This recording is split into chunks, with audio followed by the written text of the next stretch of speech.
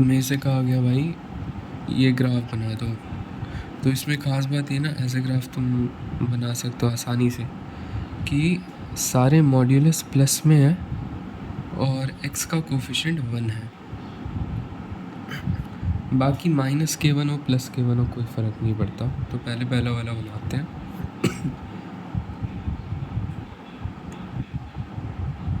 सारे critical points mark कर लेते हैं जहाँ पे ग्राफ अपना मुड़ सकता है। k1 k2 k3। मैं कह रहा हूँ अगर k1 सबसे छोटा है, k1 के पहले कोई भी पॉइंट लूँगा तो सारे मॉड्यूलस नेगेटिव खुलेंगे। ये नेगेटिव, ये भी नेगेटिव, ये भी नेगेटिव खुलेगा। तो तीनों ऐड होके -3x प्लस सम कांस्टेंट हो जाएंगे। अगर मैं k1 और k2 के बीच में कोई पॉइंट लेता हूँ तो ये पॉजिटिव खुलेगा, ये नेगेटिव खुलेगा, ये भी नेगेटिव खुलेगा। तो +x -x कितना हो गया? -2x plus some constant.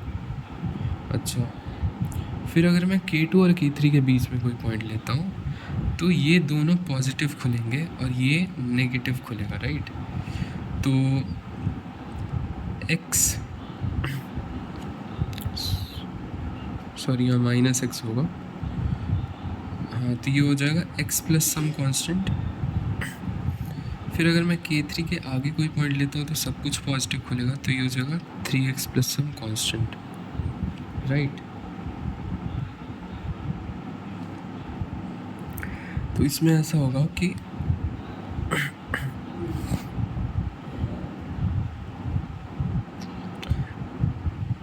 तुम क्या देख पा रहे हो, k2 मिडिल में है और मिडिल वाले पॉइंट के आसपास स्लोप नेगेटिव था और फिर पॉजिटिव हो जा रहा है। मेरा मतलब सबसे पहले स्लोप बहुत ज़्यादा नेगेटिव है, ठीक है, -3, फिर थोड़ा कम नेगेटिव -1, अब इसके बाद मिडिल वाले के बाद पॉजिटिव हो गया स्लोप, +1 हो गया,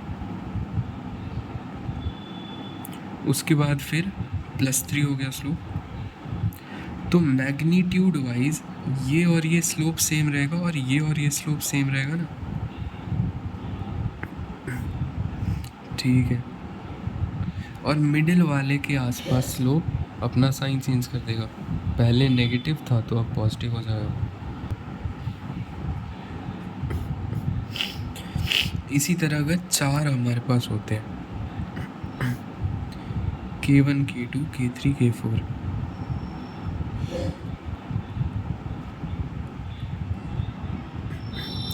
तो पहले स्लोप बहुत ज़्यादा नेगेटिव होता, फिर थोड़ा कम नेगेटिव होता,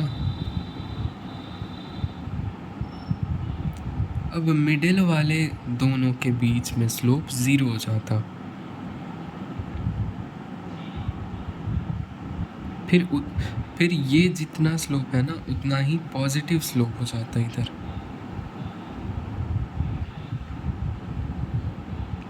फिर ये जितना स्लोप है ना उतना ही पॉजिटिव स्लोप हो जाता है इधर। तो मैग्नीट्यूड वाइज ये और ये स्लोप सेम है, ये दोनों स्लोप सेम है और ये स्लोप 0 है।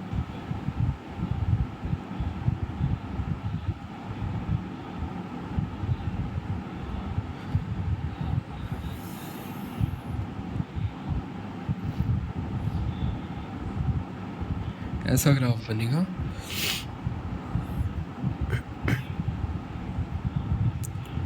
अब इसका एप्लीकेशन देख लें। मान लो मेरे पास सवाल है मॉड ऑफ x - 1, ठीक है, plus mod of x - 2 plus mod of x - 3 is greater than और इक्वल टू 6, फाइंड x।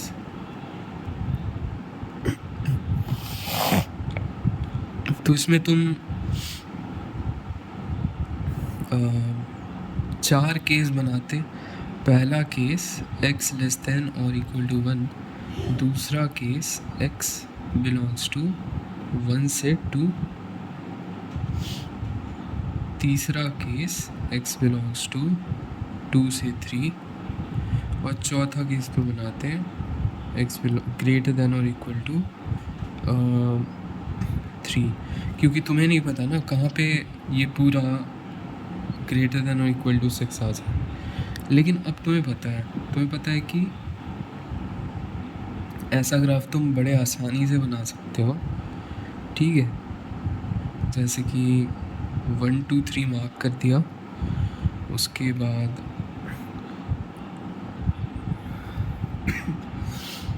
1 के पहले स्लोप काफ़ी ज़्यादा नेगेटिव है, इसके बाद थोड़ा कम नेगेटिव होगा क्योंकि 2 एक मिडिल टर्म है, तो उसके बाद स्लोप पॉजिटिव हो जाएगा, उतना ही पॉजिटिव होगा जितना पहले नेगेटिव था, और फिर बहुत ज़्यादा पॉजिटिव हो जाएगा।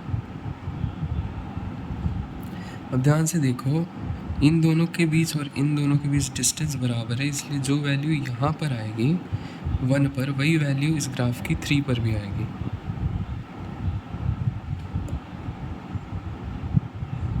लेकिन अगर मैं 4 ले लेता तो तुम देख रहे हो यही ग्राफ कंटिन्यू करता थोड़ा सा और आगे तक, तब ये वाली वैल्यू और ये वाली वैल्यू बराबर नहीं होती। तो मैंने कभी कहा ही नहीं कि वैल्यूज़ हमेशा बराबर आएंगी, मैंने कहा बस स्लो बराबर होगा। क्या होना चाहिए, सारे मॉड्यूलस ऐड हो रहे होने चाहिए और x का कोफिशिएंट 1 होना चाहिए। एक तो तुमने ये ग्राफ बना दिया, अब एक y इक्वल टू 6 का ग्राफ भी बनाते हैं, पीला वाला ग्राफ, y इक्वल टू 6 का ग्राफ। अब पहले ये थोड़ी ना बनाएंगे, पहले तो ये बनाएंगे। देखो 2 पर मिनिमम वैल्यू आ रही है लेफ़्ट साइड की, कितनी आएगी तो 2 रख के देख लो ना लेफ़्ट साइड में, तो ये तो ख़त्म ही हो गया। तो 2 - 1 1 2 - 2 पर वैल्यू आ रही है 2, तो यहाँ 2 लिख देता हूँ। 3 पर क्या वैल्यू आ रही है रख के देख लो, तो ये तो ख़त्म ही हो गया। 3 पर वैल्यू आ रही है 3, तो इधर भी वैल्यू 3 ही आएगी 1 पर। तो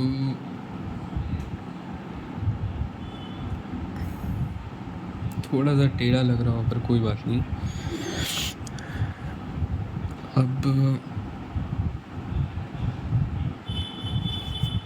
अब तुम्हें पता चल गया कि y इक्वल टू 6 इसके ऊपर बनेगा, क्योंकि भाई यही वैल्यू 3 है ना, तो 3 से ऊपर ही आएगा ना 6। अच्छा, और ये x एक्सिस है, ठीक है, ये वाली x एक्सिस है, x एक्सिस।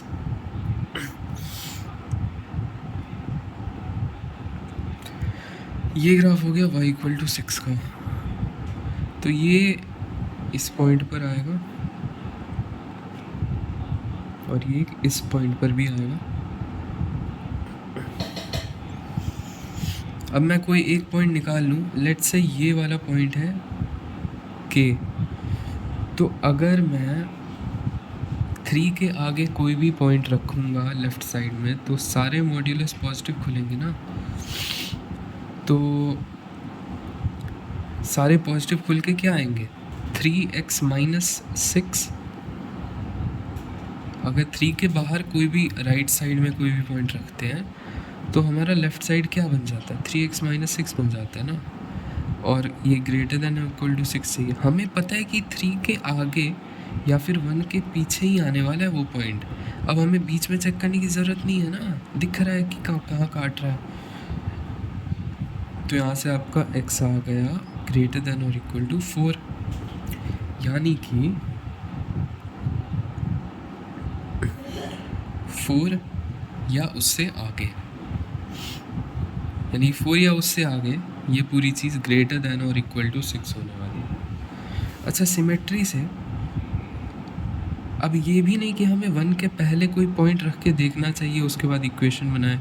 1 के पहले कोई पॉइंट रखोगे तो सारे मॉड्यूलस क्या खुलेंगे, नेगेटिव, तो क्या बन जाएगा -3x + 6 ग्रेटर देन और इक्वल टू 6। तो यहाँ से x आ गया लेस देन और इक्वल टू 0, यानी कि ये पॉइंट हो गया 0, और 0 से सारे पीछे, यानी कि ये सारे पॉइंट्स इंक्लूडिंग 4 इंक्लूडिंग 0, ठीक है। ये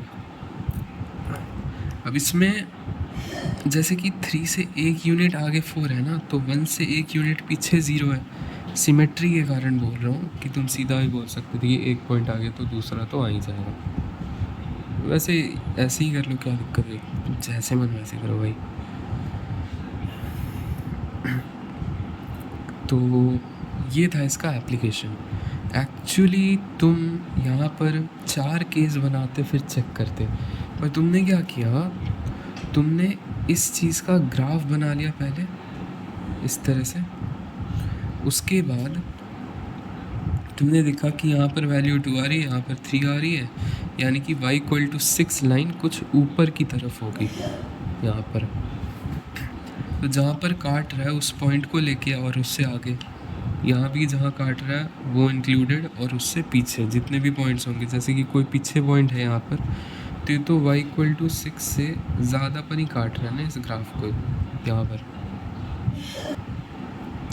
या फिर कोई पॉइंट अगर यहाँ पर ले लेता हूँ, तो ये भी तो y=6 से ज़्यादा पर ही काट रहा है इस ग्राफ को। बेसिकली इस पॉइंट पर इस ग्राफ की जो वैल्यू आएगी वो y=6 से ज़्यादा आएगी, 6 से ज़्यादा वैल्यू आएगी। तो ये होता है फायदा। ये देख लो, ये एक हो गया इस पर।